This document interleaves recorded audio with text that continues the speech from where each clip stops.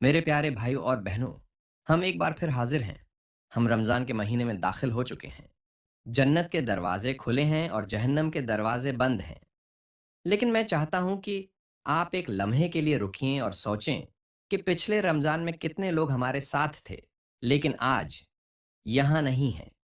اس سال کتنی ہی روحیں تراویح میں کھڑے ہونے کی امید میں، اللہ کی رحمت حاصل کرنے کی امید میں، روزہ رکھنے کی امید کر رہی تھیں، لیکن ان کا وقت اس تک پہنچنے سے پہلے ہی ختم ہو چکا تھا۔ اس کے باوجود اللہ نے آپ کو ایک اور رمضان کا مشاہدہ کرنے کے لیے منتخب کیا۔ اپنے آپ سے پوچھیں، کیوں؟ اللہ نے آپ کو دوبارہ اس مہینے تک پہنچنے کی اجازت کیوں دی؟ اس نے آپ کو ایک اور موقع کیوں دیا؟ معافی مانگنے کا ایک اور موقع؟ کیا یہ ہو سکتا ہے کہ وہ آپ کو اپنی طرف واپس بلا رہا ہو؟ کیا یہ ہو سکتا ہے کہ اس نے آپ کا نام ان لوگوں میں لکھا ہو جن کو وہ معاف کرنا چاہتا ہے؟ میرے پیارے بھائیوں اور بہنوں، اگر یہ ہمارا آخری رمضان ہے تو کیا ہوگا؟ کیا ہوگا جب یہ مہینہ ختم ہو جائے؟ ہم دوسرے کو دیکھنے کے لیے زندہ نہ رہیں؟ کیا ہم اسے دوسروں کی طرح بس ایسے ہی جانے دیں گے؟ کیا ہم اسے ذہنی الجھنوں، سستی اور انہی پرانی عادات پر ضائع کر دیں گے جنہوں نے ہمیں اللہ سے دور رکھا ہوا ہے؟ ہمارے پیارے نبی صلی اللہ علیہ وآلہ وسلم نے فرمایا، جو شخص ایمان کے ساتھ اور ثواب کی نیت سے رمضان کے روزے رکھے، اس کے پچھلے تمام گناہ معاف کر دیے جائیں گے۔ کیا تم سنتے ہو؟ ہر گناہ، ہر غلطی، ہر پچھتاوا، آپ کے پاس اسے مٹانے کا موقع ہے۔ پھر بھی ہم نے کتنی بار رمضان کو بدلنے بغیر گزرنے دیا ہے؟ ہم نے کتنی بار اس کی برکات کو صحیح معنوں میں فائدہ اٹھائے بغیر ختم ہونے دیا ہے؟ رمضان صرف بھوک اور پیاس کا نام نہیں ہے، یہ گناہ سے روح کو بھوکا رکھنے کے بارے میں ہے۔ یہ غفلت، کاہلی اور شیطان کے وسوسوں کی زنجیروں سے آزاد ہونے کے بارے میں ہے۔ یہ آپ کے خالق کے قریب ہونے کے بارے میں ہے، وہ جو آپ کا انتظار کر رہا ہے، وہ جس نے آپ کو کبھی نہیں چھوڑا، یہاں تک کہ جب آپ دور بھٹک گئے ہوں۔ یہ وہ مہینہ ہے جہاں آپ اس کی طرف متوجہ ہوتے ہیں، جہاں آپ اس تعلق کو دوبارہ زندہ کرتے ہیں، جہاں آپ رات کی تاریکی میں آنکھوں میں آنسو لیے اس کے سامنے کھڑے ہوتے ہیں، سرگوشی کرتے ہوئے، یا اللہ، مجھے معاف کر دیں۔ بد نظمی اور انتشار آپ کو اس رمضان سے دور نہ ہونے دیں۔ اپنے فون کو اپنی عبادت چوری نہ کرنے دیں۔ ان لمیٹڈ سکرولنگ کو اپنی دعا کے لمحات کی جگہ نہ آنے دیں۔ آپ اللہ کی طرف لوٹنے میں کتنی دیر کرتے رہیں گے؟ اس بابرکت مہینے کی ہر رات اللہ تعالی روحوں کو آگ سے آزاد کرتا ہے۔ رسول اللہ صلی اللہ علیہ وسلم نے فرمایا، کچھ لوگوں کو اللہ جہنم کی آگ سے آزاد کرتا ہے، اور یہ رمضان کی ہر رات کو ہوتا ہے۔ اگر آج رات آپ کا نام لکھا جائے تو کیا ہوگا؟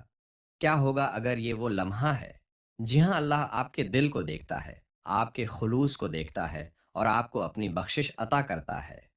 آئیے اب جانتے ہیں وہ چار چیزیں کون سی ہیں جو ہماری عبادتوں کو ضائع کر سکتی ہیں، جو اس برکت مہینے کی برکتوں کو ہم سے دور کر سکتی ہیں۔ ہر ایک دن ہم ایک جنگ میں ہیں، ہماری خواہشات کے خلاف جنگ، ہماری بری عادتوں کے خلاف جنگ، روزانہ کی چار آزمائشوں کے خلاف جنگ جو ہمارے روزوں کو برباد کر سکتی ہیں اور ہم سے اس مقدس مہینے کی برکات کو چھین سکتی ہیں۔ نمبر ایک، سب سے بڑا جال جس میں ہم پھنسے ہیں وہ ہماری آنکھوں سے ہے۔ آج کتنا آسان ہے کہ ہم اپنی نگاہوں کو وہاں بھٹکنے دیں جہاں اسے نہیں ہونا چاہیے۔ آپ کے فون پر ایک ہی سوائپ، ایک ہی نظر، تجسس کا ایک لمحہ، اور آپ خود سوچیں، یہ صرف ایک نظر ہے، لیکن یہ نظر خیالات کی طرف لے جاتی ہے۔ خیالات ہیں جو ہم سوچتے ہیں، خواہشات کو جنم دیتے ہیں، اور خواہشات تباہی کا باعث بن سکتی ہیں۔ اللہ ہمیں حکم دیتا ہے کہ مومن مردوں سے کہو کہ اپنی نگاہیں نیچی رکھیں اور اپنی عصمتوں کی حفاظت کریں۔ میرے بھائیوں اور بہنوں، اپنے روزے کو خالی نہ ہونے دو جبکہ تمہاری آنکھیں حرام دیکھ رہی ہوں۔ اپنی نگاہیں نیچی رکھیں اور اپنے دل کی حفاظت کریں۔ نمبر دو، زبان کا فتنہ۔ روزہ صرف کھانے سے اجتناب نہیں ہے، یہ غیبت، جھوٹ، گپ شپ اور بد زبانی سے بچنا ہے۔ ہم کتنی بار اپنی زبان کو آزادانہ طور پر چلنے دیتے ہیں، دوسروں کو تکلیف دیتے ہیں، افواہیں پھیلاتے ہیں یا فضول باتوں میں مشغول ہوتے ہیں۔ ہمارے نبی صلی اللہ علیہ وسلم نے فرمایا، جو شخص جھوٹ بولنا اور اس پر عمل کرنا نہ چھوڑے، اللہ کو اس کے کھانا پینا چھوڑنے کی کوئی ضرورت نہیں۔ سارا دن بھوکا رہنے کا تصور کریں، صرف چند لاپرواہ الفاظ سے آپ کا روزہ ختم ہو جائے؟ کیا یہ اس کے قابل ہے؟ خاموشی افسوس سے بہتر ہے۔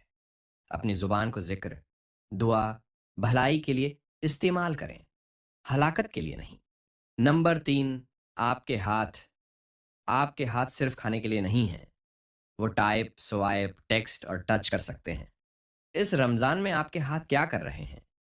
کیا وہ نامناسب ہے؟ پیغامات بھیج رہے ہیں؟ کیا وہ ان چیزوں کے ذریعے استعمال کر رہے ہیں جو اللہ کو ناراض کرتی ہیں؟ کیا وہ ان چیزوں تک پہنچ رہے ہیں جو انہیں نہیں کرنا چاہیے؟ اس کے بجائے دعا میں ہاتھ اٹھائے جائیں، وہ خیرات میں دیں، وہ قرآن کے اوراق پلٹنے میں لگائیں۔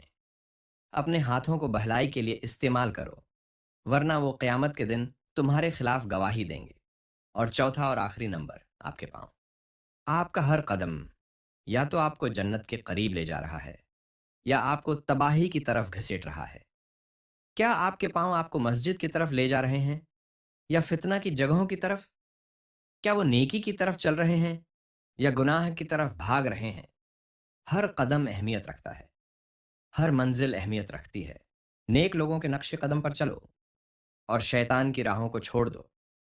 ہمارے نبی محمد صلی اللہ علیہ وسلم نے ہمیں ان خطرات سے آگاہ کیا ہے۔ رسول اللہ صلی اللہ علیہ وسلم نے فرمایا، بلا شبہ قیامت کے دن بندے کی زبان، ہاتھ اور پاؤں اس کے خلاف اس کے اعمال کی گواہی دیں گے جو وہ کیا کرتا تھا۔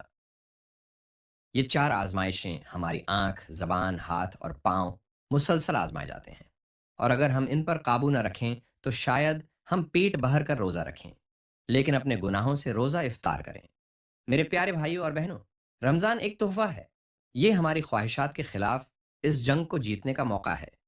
اگر آپ اس مہینے میں اپنی آنکھوں، اپنی زبان، اپنے ہاتھ اور اپنے پاؤں کو کنٹرول کر سکتے ہیں تو آپ سال کے باقی دنوں میں ان کو کنٹرول کر سکتے ہیں۔ شیطان قید ہے لیکن عادتیں باقی ہیں۔ کیا آپ اپنی بری عادتوں سے اپنا روزہ توڑ دیں گے یا آپ اپنی بری عادتیں توڑ دیں گے؟ انتخاب آپ کا ہے۔ اپنے روزے کی حفاظت کریں، اپنی روح کی حفاظت کریں اور اللہ کی رضا حاصل کریں۔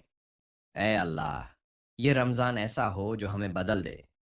یہ وہ جگہ ہو جہاں ہمارے دل نرم ہوں، جہاں ہمارے گناہ مٹ جائیں، جہاں ہم آخرکار تیری طرف پلٹ جائیں اس سے پہلے کہ بہت دیر ہو جائے۔ اے اللہ، ہمیں اس مہینے کو نہ چھوڑنا سوائے اس کے کہ ہم ان لوگوں میں سے ہیں جن کو تو نے بخش دیا، جن کو تو نے آگ سے آزاد کیا، جن کو تو نے اپنی رحمت میں قبول کیا۔ یا اللہ، ہمارے روزوں کو قبول فرما، ہمارے گناہوں کو معاف فرما اور ہمیں صالحین میں شامل فرما۔ یا اللہ، جو لوگ ہمارے ساتھ تھے اس رمضان میں نہیں رہے، ان سب کی مغفرت فرما۔ آمین ثم آمین۔ اس پیغام کو زیادہ سے زیادہ شیئر کیجیے، ہو سکتا ہے یہ پیغام کسی کے رمضان کو خوبصورت بنا دے اور آپ کے نامۂ اعمال میں نیکیوں کا اضافہ کر دے۔ میرے پیارے بھائیوں اور بہنوں، میں آپ کو ان الفاظ کے ساتھ چھوڑتا ہوں، اس رمضان کو ضائع نہ کریں، کیونکہ کوئی نہیں جانتا ہمارا آخری رمضان کون سا ہے۔ جزاک اللہ۔